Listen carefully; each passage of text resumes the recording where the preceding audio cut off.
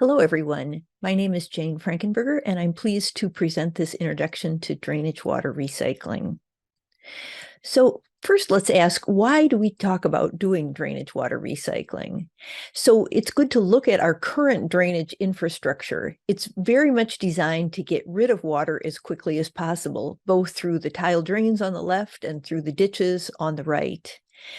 Now, getting rid of water as quickly as possible has advantages, but there's several problems. One is that we haven't saved any water that might be useful during dry periods later in the summer. Another is that nitrogen and phosphorus in drainage water cause algae blooms downstream. And this results in all kinds of problems, for example, in Lake Erie or in the Gulf of Mexico. And third is downstream flooding. If we get rid of the flow off agricultural fields as quickly as possible, it's most likely to cause flooding. So this is not getting better. It's in fact getting worse as we think about how the climate is changing. The winter and springs in most of the Midwest are becoming wetter when it's already wet. And this will have more flooding and nutrient loss. And our summers are becoming hotter and more of the rainfall is falling in short, intense bursts. So that increases the drought potential. So what can we do? The solution is to think about storing water in the landscape, and that addresses all three of the issues. And drainage water recycling in particular stores the water and then applies it back to the crop when it's needed. I'm going to play a whiteboard video that explains this concept, and I hope you enjoy it. Like all farmers, Joe knows the value of having a steady supply of water throughout the growing season. Not too much, not too little. But in recent years, he's noticed a change. Again this past season, a particularly wet spring was followed by an especially dry summer. And this pattern appears to be happening more often. To deal with too much water, Joe has invested in drainage systems that have helped ensure he can get the crop planted and fertilized. But when that thermometer starts to rise and the plants start to curl, Joe's beginning to wish he'd kept some of that water he drained away. But how would he store water? Meanwhile, downstream in the town of Riverdale, Joe's cousin Ed, who serves on the town board responsible for drinking water, is concerned about the high levels of nitrogen and phosphorus. Because he is also a farmer, he understands the necessity of drainage, but he also wants his grandkids and neighbors to have clean water. Joe understands Ed's concerns, and the idea of storing or retaining water really has him interested. It could help the town of Riverdale solve their water quality issues and increase crop yield for him during hot, dry summers. But how could he store the water? He knows that the soil already stores a lot of water, but what if it stored more?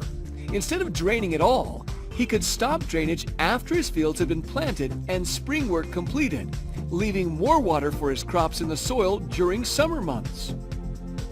But what if storing water in the soil wasn't enough?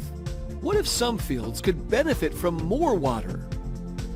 Maybe he could build a pond in his field down the road, where he could store water in the spring when the tiles are running. Then he could irrigate it back onto the field in summer when the water is needed.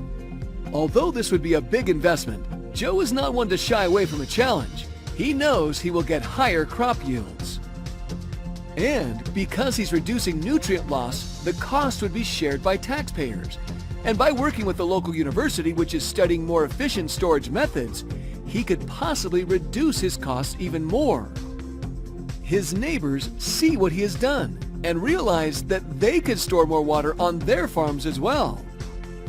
As a result of all the water storage upstream, Riverdale's water system has higher quality water, which makes Ed and the people of Riverdale happy. And Joe's happy because he now has water available throughout the growing season. To learn more, go to transformingdrainage.org.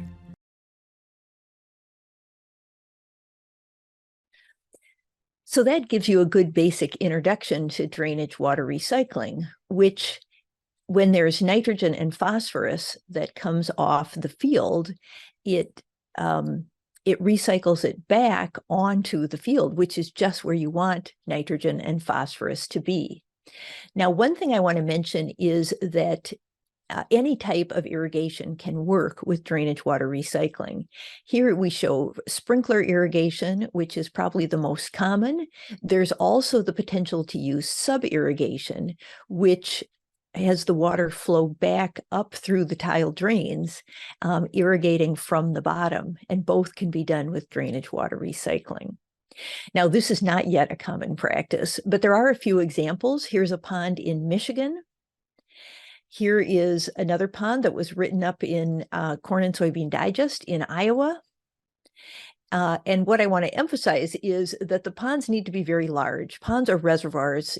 Either term works, but this shows more the scale that needs to be done for effective storing enough water to make a difference. And the challenge, of course, is finding places that ponds or reservoirs can fit in the landscapes. But, we look at a typical landscape and it's not clear where to put them. So some of the places people have used are the borrow pits for road construction. And this is how a farmer in Michigan got started when a road came through and there was a large borrow pit. Maybe some stormwater ponds would work if they are storing rural water. I don't think people want to irrigate urban water onto their fields, but there are some cases where it can work. Some farmers have talked about former lagoons, or new edge of field ponds or reservoirs can certainly be dug. And there's many ways that this can be done. So we've got this graphic to show some of the examples. There's one system on the left and one on the right. And the left, they show different types of irrigation. The left shows sub-irrigation, the right sprinkler irrigation. The left shows an excavated pond that would have an embankment. And the right shows a dam that can flow freely in without a sump lifting it in. And the left shows a floating pump and the right shows a pump on the bank. These don't need to go together. It just shows examples of the type of choices that can make and why each site will be very different. Obviously, a major barrier is the cost of installation. The costs would include the construction of the pond, the land taken out of production, and as you'll see in this module, that might be 5 to 10% of a field area, the way to convey the water and pump it into the pond, and then the inlet and outlet flow structures, the irrigation system, the design costs, and there are others. So the systems that have been implemented so far have cost in several hundreds of thousands of dollars. But the USDA Natural Resources Conservation Service now has a standard called Irrigation and Drainage Tailwater Recovery, Code 447, that supports this. So there may be cost share available that way. And then there are, of course, the benefits of crop yield increase. And again, there's not a lot of data because there haven't been too many of these systems, but we can assume that benefits due to irrigation will become greater. This shows where it has been implemented in percentage increase in corn in yellow and soybeans in green. And so everywhere it's been implemented, there has been an improvement. And then there's, of course, the reduction in nutrient loss downstream, which improves water quality. And there are many benefits to that, not all of which have quantified economics to them. The magnitude of the costs and benefits depends on the size of the reservoir. So we've said a small might be 2%, a large 10%. If we have a 100-acre field, that would be 2 acres, 6 acres, or 10 acres that would need to be taken out of production for a pond. And in this module, you'll learn about the potential benefits of different sizes. There are, of course, other benefits, the recreation, wildlife, and, a pond or reservoir on the property can make life richer in many ways. So in summary, there are many benefits of drainage water recycling.